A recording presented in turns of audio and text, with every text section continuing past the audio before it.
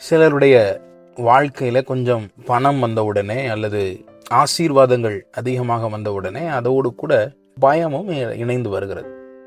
ஐயோ, நான் இவ்வளவு நிலங்களை வாங்கி இருக்கிறேனே, யாராவது ஏமாற்றி விடுவார்களோ, அந்த நிலத்தை பார்க்கணும், இந்த நிலத்தை பார்க்கணும், என்னுடைய வீட்டில் காப்பாற்றுறதுக்கு, ஐயோ ஏதாவது எடுத்துகிட்டு போகிறதுக்கு யாராவது எடுத்துகிட்டு போயிட்டா என்ன பண்ணுறது, சிசிடிவி மாட்டணும், நாய் வைக்கணும், வாட்ச்மேன் வைக்கணும் என்று சொல்லி ஒரு பயம் இவர்களுக்குள்ளே எப்பொழுதும் இருக்கும். ஐயோ, நான் பேங்க்கில் லாக்கரில் அது வச்சுருக்கேனே, இது வச்சுருக்கேனே, அது ஏதாவது ஆயிடுச்சுன்னா என்ன பண்ணுறது என்கிற இந்த பயம் அநேகருடைய வாழ்க்கையில் எப்பொழுதும் இருந்து கொண்டே இருக்கும். இங்கே ஆதியாகமம் 49:9 நாம் வாசிக்கிறோம், யூதா பாலசிங்கம், நீ இறை கவர்ந்து கொண்டு ஏறி போனாய் என் மகனே, சிங்கம் போலும் கிழ சிங்கம் போலும் மடங்கிப்படுத்தான், அவனை எழுப்புகிறவன் யார்? இது எதை குறிக்கிறது என்றால், யூதாவின் ஆசீர்வாதங்களை பறித்து கொள்ளுகிறவன் ஒருவனும் இல்லை.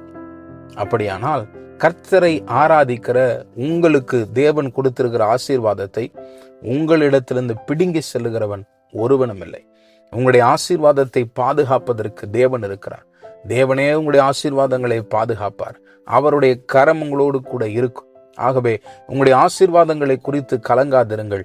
யாரும் எடுத்துக்கொண்டு போய்விடுவார்களோ என்று சொல்லி நீங்கள் கர்த்தரை ஆராதிக்கிறவர்களாய் இருப்பீர்களானால் ஆசீர்வாதத்தை ஒருவனாலும் தொட முடியாது.